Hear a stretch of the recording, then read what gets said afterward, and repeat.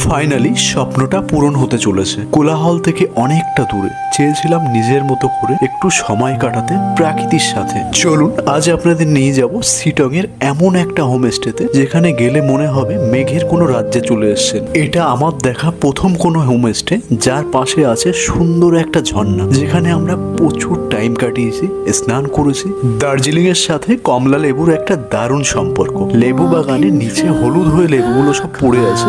শুধু এখানেই শেষ নয়, এখানে ট্রেকিং করারও একটা দারুণ জায়গা আছে।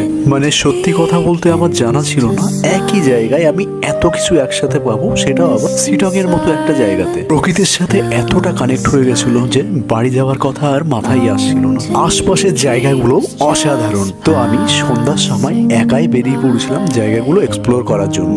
সে এক দারুণ এক্সপিরিয়েন্স। সন্ধ্যাবেলা গা ছমছম করছিল, যেহেতু একা ছিলাম। এখানে এসেই আমার পরিচয় হয় আমোসের সাথে। ও হোমস্টেতেই থাকে, যেহেতু লোকাল। ও আমাকে সব জায়গাগুলো ঘুরিয়ে ঘুরিয়ে দেখাচ্ছিল। অসম্ভব দুরন্ত আর সাহসী ছিল ছেলেটা, একদমই সাদাসিধে। কয়েকদিনের মধ্যে ওর প্রতি আমার একটা রীতিমতো মায়া পড়ে গেছিল। আমরা দুদিন ছিলাম, দারুণ অভিজ্ঞতা। যদি ভবিষ্যতে কখনো সম্ভব হয় আবার ফিরে আসবো। আমি হোমস্টেটার ফোন নাম্বার আর অ্যাড্রেসটা পুরোটা ডিসক্রিপশনে দিয়ে রাখছি। যদি আপনাদের কখনো মনে হয় যাবেন তো অবশ্যই প্রথমে কন্ট্যাক্ট করে যাবেন, কারণ প্রথম থেকে বুক না করলে এখানে আপনি হোমস্টে পাবেন না। ভিডিওটা কেমন লাগলো অবশ্যই আমাদের জানাবেন। যদি ভালো লাগে শেয়ার করবেন, একটা কমেন্ট করে দেবেন এবং বাকি বন্ধুদের রিকমেন্ড করবেন যাতে এই ধরনের আরো ভিডিও আমি নিয়ে আসতে পারি। ধন্যবাদ। Slow steps on the mountain night,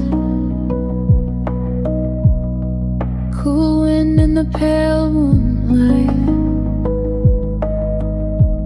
heartbeat echoes soft and low.